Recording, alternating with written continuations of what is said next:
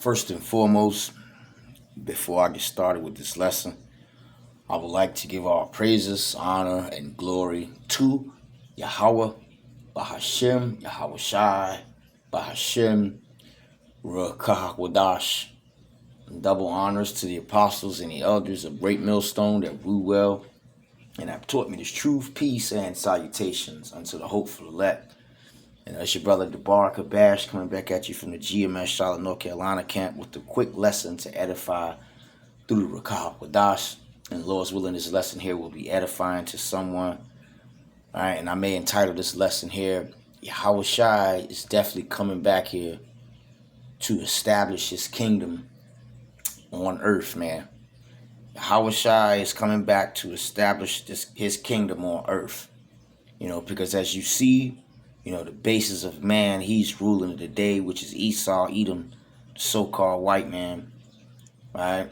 He's ruling this place, and scriptures say that when the wicked beareth rule, the people mourn. This is why you go on platforms like this is why you go on platforms like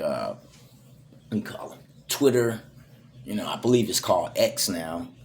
And Instagram and what's the other one? People, TikTok, constantly seeing videos of people, complaining and crying about, how they can't pay their bills, and things like that. The vibration that he's pushing out here is a lot of people who are in the spirit of the so-called nigger woman, and, this place here is absolutely done. The trash, or not the trash, but, the food is completely defiled. The air quality is horrible. Everything about this place is through, man. The mirth of the land is completely gone. Showing you that we are at the end, right, of this devil's rulership, man. Right? And, when you go into the book, and Lord's will, I'm going to go into it, the book of Daniel, the second chapter, right? Daniel was able to interpret a dream that Nebuchadnezzar II, had, man. And now we are in the time, right, of that iron and part clay, So, as you see here, this place here is absolutely done. And Yahawashi can't come back faster enough, man. You see? So, Lord's willing, I'm just going to go ahead and jump right in there. I don't want to keep this lesson long. This is the book of Daniel, chapter 2, and I'll start around, let me see here. I'll start around verse 24, and the subtitle reads, Daniel interprets the dream. And Daniel was able to interpret this dream here because first and foremost, he was an Israelite that came from the tribe of Judah, which consists of what? The 12 tribes, man.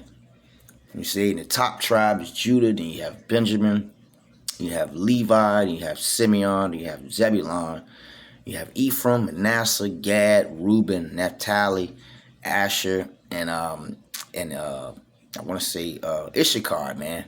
The northern and the southern kingdom, right, who the Lord is dealing with and no one else. All right, so anyway, let's go ahead and read it. This is the book of Daniel, chapter 2, and I'm going to start at verse 24, right? I'm going to read it in the NLT, and it says, Then Daniel went to see Arioch, whom the king had ordered to execute the wise men of Babylon. Daniel said unto him, Don't kill the wise men. Take me to the king, and I will tell him the meaning of his dream. You see that? And this was during the time of the Babylonian Empire, man. You see? And I want to say this devil here, Nebuchadnezzar, he ruled from the time, right, of 605 BC, all the way up to the time of his death, which was 562 BC, man. You see? And during this time, Nebuchadnezzar had a dream.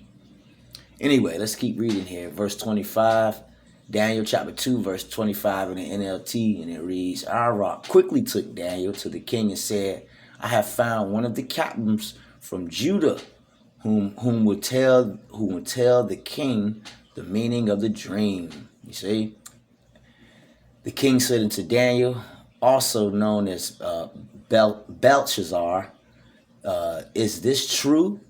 Can you tell me what my dream was and what it means? Daniel replied, there are no wise men, enchanters, magicians, or fortune tellers who can reveal the king's secrets. You see that? Because, these individuals, they weren't Israelites, man. Right? The scriptures say that the Lord, he revealeth his secrets unto who? The servants, the prophets. Matter of fact, I'm going to grab that. This is the book of Amos, chapter 3, verse 7. It reads, surely the Lord our power, Yahweh, will do nothing but he revealeth his secrets unto who? His servants, the prophets. You see, so this is why Daniel was able to interpret a dream that he had. Right? And, this happened, way back then. You see, and as you see, I'm going to show you that we are in the time of this devil's end, man. More and more chariot sightings, more and more talks of World War III, more and more talks of Jacob's trouble, all of that, man. See, more and more talks of these things showing you that we are at the end. Anyway, this is the book of Daniel, chapter 2. And I'm going to jump down here to, I'll jump down here to verse 28. And I'm going to read it in the KJV. And it reads, but there is a power in heaven, which is Yahweh, that revealeth the secrets and maketh known to the king Nebuchadnezzar what shall be in the what? Latter days. You see? The dream and the visions of thy head upon the bed are these. As for thee, O king, thy thoughts came unto thy mind upon the bed, which should come to pass hereafter. And he that revealeth secrets maketh known to thee, right? Maketh known to thee what shall come to pass. You see, and we're showing you, brothers and you sisters, the things that are going to come to pass, man. All right, Yahawashi is getting ready to establish his kingdom right here and knock this devil here out of his rulership. You see, referring to the book of, what's that, 2nd Ezra, chapter 6, verse 9, says that Esau is the end of the world, and Jacob is the beginning of it that followeth, and Jacob represents Israel. You see, verse 30, but as for me, the secret is not revealed to me for any wisdom that I have more than any living, but for their sake, which shall make known the interpretation of the king, and that thou mightest know the thoughts of thy heart. You see? Going back to your mind. Verse 31. Thou, O king, sawest and behold a great image.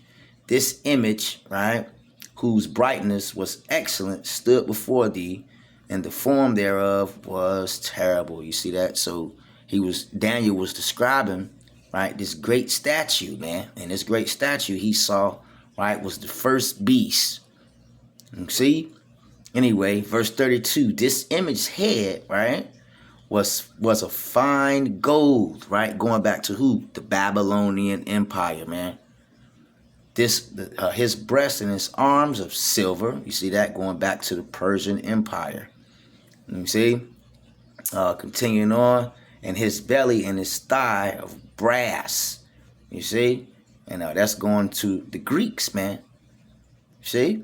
And these kingdoms, they were all here and they're gone now. Anyway, verse 33, his legs of iron. You see that? Going into what? The Roman Empire. Right? And today we are living in the revised Roman Empire, man. You see that? Anyway, continuing on. And his legs of iron, his feet part of iron and part clay. You see that? Going to what? The NATO and the EU. These times that we're living in, man. You see? Anyway, verse 34, and it reads, thou sawest till that a stone was cut without hands, which smote the image upon his feet that were of iron and clay, and break them in pieces. You see that? And that stone that was cut without hands is talking about what? Yahawashi. When he comes back here and destroy this place. So like I say, Yahawashi is definitely on his way back, man. Right? To set up his kingdom right here on earth, man. right? And to knock Esau, Edom, out of his place, because according to the scriptures, these devils here are going into hardcore slavery. You can believe it or not, it is what it is, man. See? Daniel chapter 2, verse 35.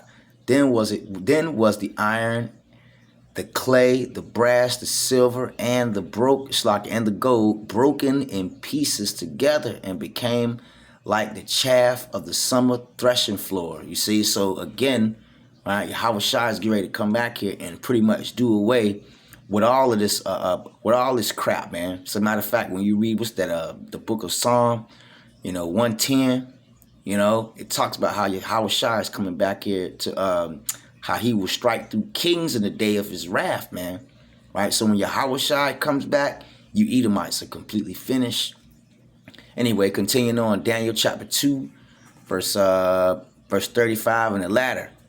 And the wind carried them away, that no place was found for them, and the stone that smote the image became a great mountain and filled the whole earth. Going to what? The kingdom, man. So, like I said, this was supposed to have been a real quick lesson through the spirit, power of Yahweh by Hashem Yahawashi. Right? I hope this lesson here was edifying to someone. Yahawashi is definitely on his way back, man. I want to say a couple years ago, NASA picked up a great image, of a large ship, man. You can look this up yourself, of a large ship on its way back, to planet Earth, man. And I want to say it was 20 to 30 size the times, of Earth. So brothers, just hold on. You few sisters out there, just hold on, because again, Yahawashi is definitely on his way back. You see that? To knock Esau out of his rulership, man. You see? So, like I said, just something real quick through the spirit and power of Yahweh by Hashem Yahawashi. Until the next time, I say, Shalom.